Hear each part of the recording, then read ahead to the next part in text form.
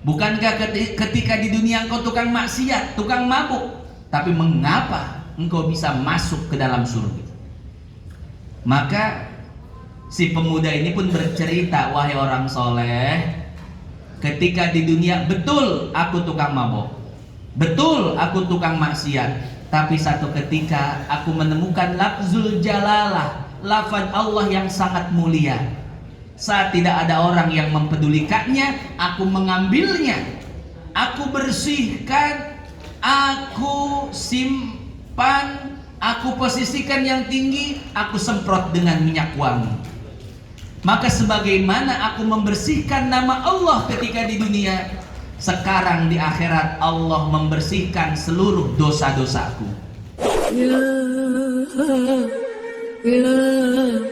Ya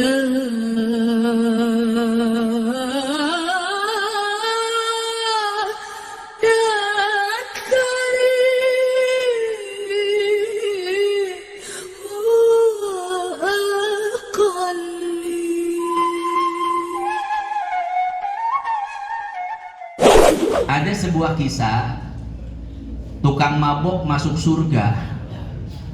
Ini kira-kira aneh nggak Bapak Ibu? Tukang mabok masuk surga aneh. Kalau kayak bapak, kayak ibu masuk surga, saya nggak aneh. Insya Allah semuanya soleh solehah, amin. Tapi yang aneh, tukang mabok bisa masuk surga. Bagaimana kisahnya? Satu ketika ada seorang pemuda sedang mabuk. Ini mabuknya tiap malam, Pak.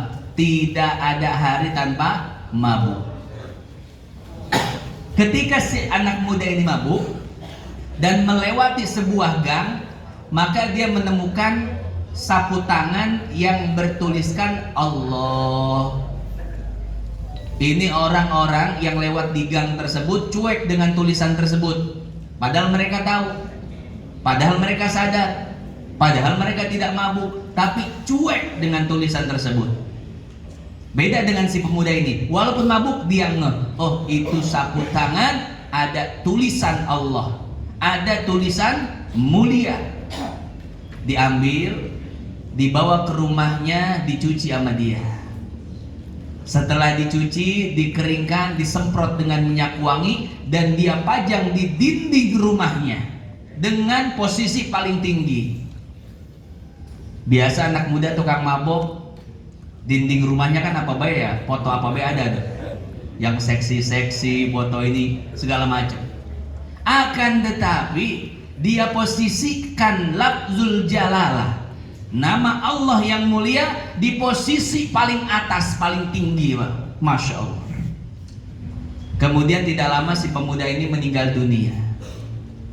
Ada orang soleh bermimpi. Di dalam mimpinya dia melihat si tukang mabuk ini ternyata sedang berada di dalam surga. Ini orang soleh kaget, kok bisa tukang mabuk masuk? Ditanya, wahai fulan, bukankah ketika di dunia engkau tukang maksiat, tukang mabuk, tapi mengapa engkau bisa masuk ke dalam surga? Maka si pemuda ini pun bercerita, wahai orang soleh, ketika di dunia betul aku tukang mabok, betul aku tukang maksiat, tapi satu ketika aku menemukan lafzul jalalah, lafaz Allah yang sangat mulia. Saat tidak ada orang yang mempedulikannya, aku mengambilnya, aku bersihkan, aku simpan, aku posisikan yang tinggi, aku semprot dengan minyak wangi. Maka sebagaimana aku membersihkan nama Allah ketika di dunia, sekarang di akhirat Allah membersihkan seluruh dosa-dosaku. Orang kalau udah bersih dosanya, kira-kira di neraka, di surga, Pak? Mudah-mudahan Bapak Ibu semua termasuk orang-orang yang dibersihkan dosanya, amin. Karena tidaklah setiap langkah yang kita gerakkan menuju majelis ilmu, melainkan langkah pertama melunturkan dosa, dan langkah yang kedua meninggikan derajat. Mudah-mudahan dengan hadirnya di majelis ini, Allah Subhanahu wa Ta'ala mengangkat derajat kita, amin.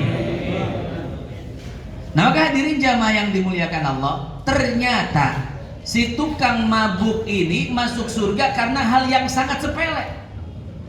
Dia hanya memungut lafzul jalalah, dibersihkan, dipasang di tempat yang paling tinggi. Sebagaimana aku membersihkan nama Allah ketika di dunia, Allah bersihkan namaku di akhirat.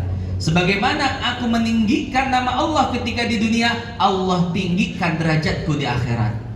Masya Allah. Mudah-mudahan kita walaupun bukan tukang mabok. Ntar ada yang mikir, Pak Ustaz, saya mabok dulu ah.